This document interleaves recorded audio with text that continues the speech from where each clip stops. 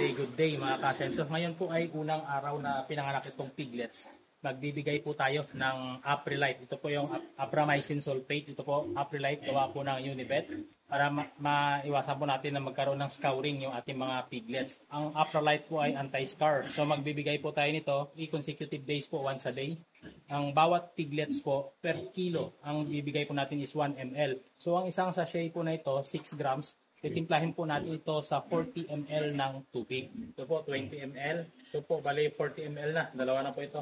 Yan lang po karami ang 40 ml.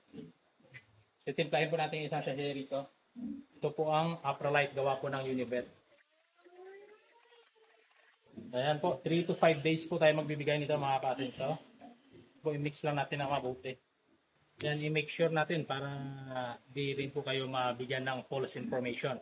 Ito po, agsuckling, yan po yung isupak natin sa kanilang bibig. Ihalo po natin yung 6 grams sa 40 ml ng tubig. At bibigyan po natin yung mga piglets 1 ml per kg. Depende po yan sa laki nila. Kung tansyado mo na 2 kilo ang bigat ng biik, bigyan po ninyo ng 2 ml. May maliit po tayong syringe. Nasa 5 ml.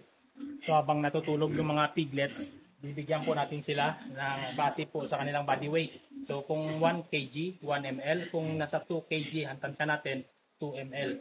Ito po ay 3 consecutive days po natin gagawin, once a day po. Or pwede din po natin ito gawin hanggang sa 5 days. Kung sa tingin po ninyo ay meron pong may nag-scouring sa ating mga piglets. Well, shake na po ito. So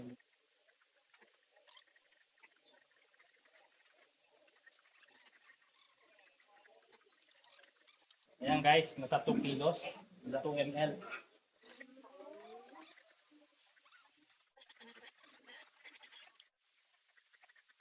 Ayan mga kasenso, tapos na natin painumin ng Aprilite. Bali, ulitin ko, 3 consecutive days po yan ha. Once a day natin papainumin.